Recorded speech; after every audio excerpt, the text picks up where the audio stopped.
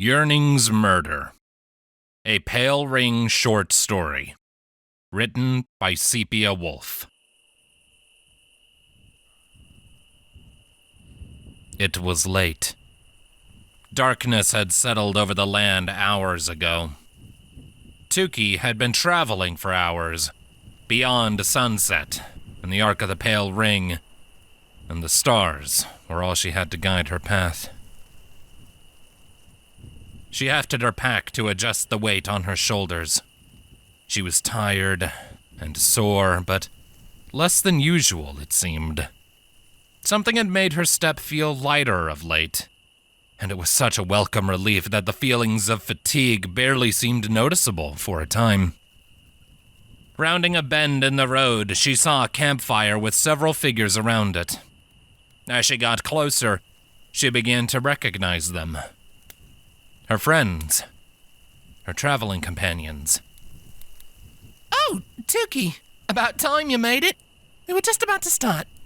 The red-scaled kobold, wearing bright and well-cared-for, if a bit baggy, clothes called out. Minove. "Come on, sit next to me." "Yes, we thought perhaps we would wind down the day with a little merriment and music-making." The large Rythar with his well-groomed mane and mustache waved her over, his thick accent welcoming and jovial. Ludwig. "We could use the accompaniment of your karimba." "Yeah, plus you're gonna need your rest," the half-dwarf with an eye patch grumbled, before turning back to his whittling. Boron. "You're finally looking better. Don't want to lose your progress." "Did you find what you were looking for?" Another Krauven like her, wearing fine clothing and a sophisticated, if naturally bored-sounding drawl, looked up from his guitar as he tuned it. "Kari." "We were starting to worry you weren't going to come back." Tuki was confused. She wasn't entirely sure what they were talking about, but her heart rose in her chest seeing them all there. They'd been waiting for her. "Sorry about that. I hope I didn't make you worry." Minove smiled and patted a pack next to where she was sitting. "Well, come on then." Tuki recognized it.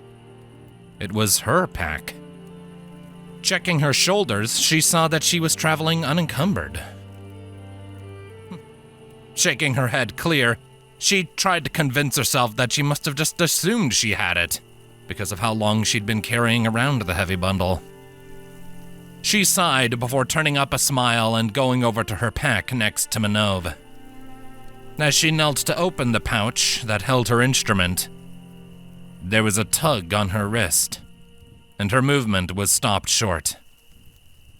Looking at her wrist, there was a thread tied around it, glowing and pulled taut. Her heartbeat shuddered in anxiety. Cautiously reaching for it with her other hand as she eyed it, she tried to find how it was attached or tied. Her other hand barely made it halfway before it, too, was pulling against something as well. Panic began to spike when her eyes locked on another thread. She turned to see where they were coming from, only to see them trail off into the darkness, up and away. Moving a hand forward, the threads tightened, never once showing any sign of slack. Trying to turn again, the threads dug in painfully, keeping her in place and not allowing her to easily turn. She dug in her heels, struggling to fight against it and face her friends again. The threads felt like wires, digging into her flesh as she managed to turn in place. "Guys, Tuki winced, looking at her friends. help?" "Leaving already, Tuki?" Ludwig asked, his voice sounding disappointed but understanding. Understanding of what? Tuki had no idea. So she tried again. "No, I'm..." Her eyes squeezed shut in pain as the threads began to pull against her now, feeling them around her legs, her chest, even her throat. I need help. It hurts! Please! Minove looked at her sadly.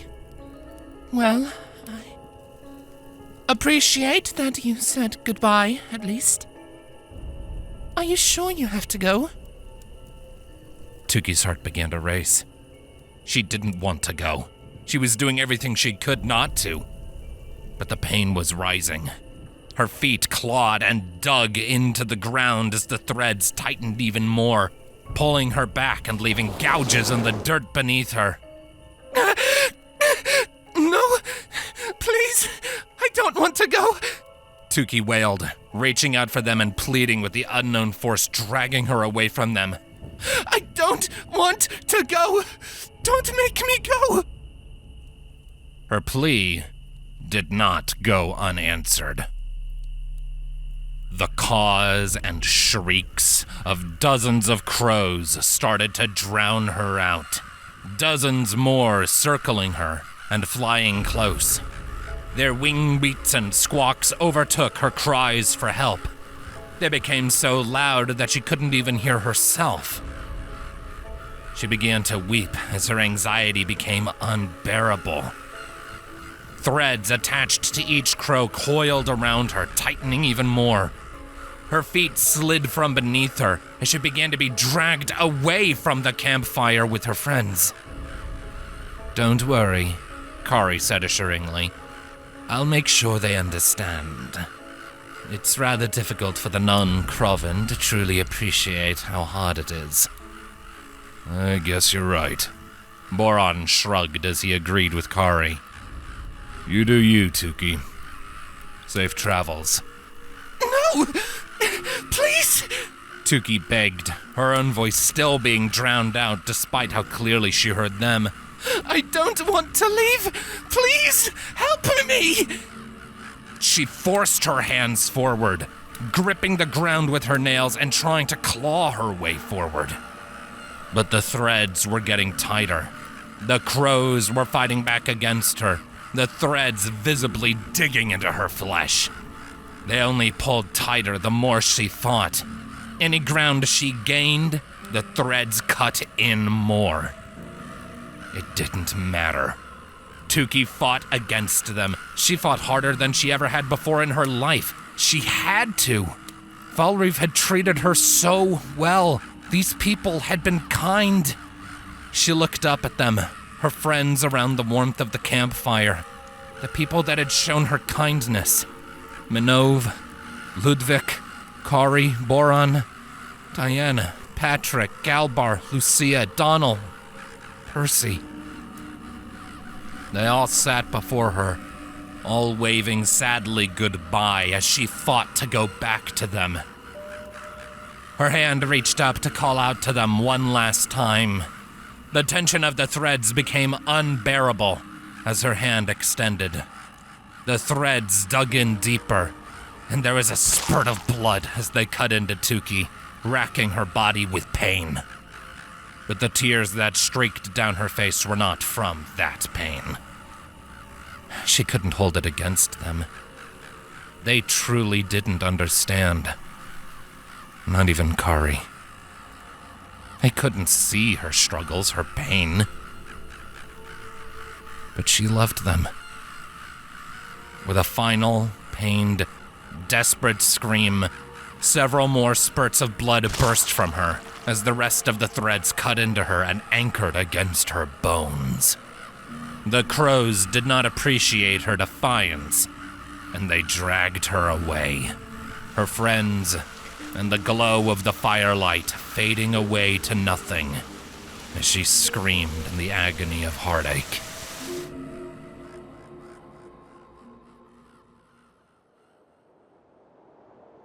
Tuki's vision slowly got brighter once again. The area was desolate, lacking much in the region besides rock and dusty plains. She was walking, her steps a dragging limp as she followed the empty road. It took her a moment to realize this was a memory. Her head hung low, the light of her eyes dim and defeated. It was when she had left the outskirts of Parvara, having just left 2 others who had shown her kindness in the last few days. A Rythar that had taught her how to trap and hunt, and days before that a dwarven woman that had given her the scarf hood that she wore to keep the heat off her head. This was her reality. She kept walking, the crows ahead of her relentless in their insistence that they drag her somewhere. Despite the calluses on her feet, they were covered in blisters, and those blisters had opened miles ago. Still, she couldn't stop.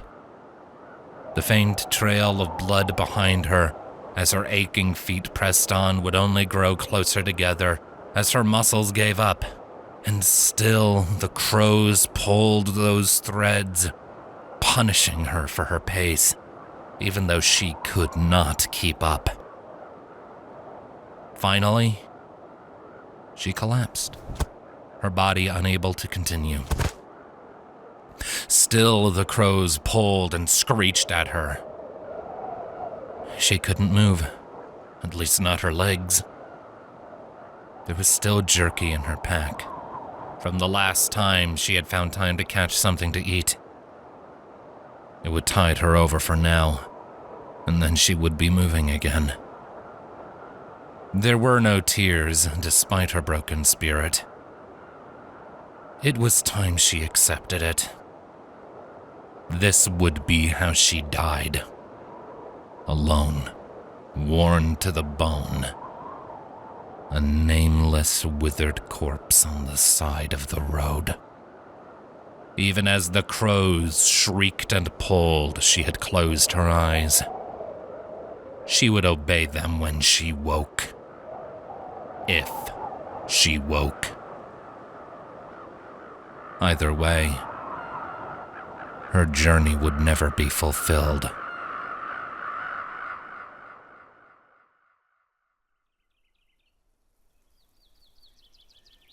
Tuki woke up for real this time. On her back, her eyes were facing up at a blue sky peeking through the thick foliage of the trees overhead. She blinked and sat up, looking around at the campsite she and her companions had set up the night before. Ludwig was in the middle of skinning something that would no doubt be made into breakfast. Boron sat across from him, a whetstone in hand, sharpening the blade of his poleaxe, and Kari had pulled out a mirror and was adjusting the crest atop his head. Good morning, Tuki. She turned to see Manov looking her direction as she stirred.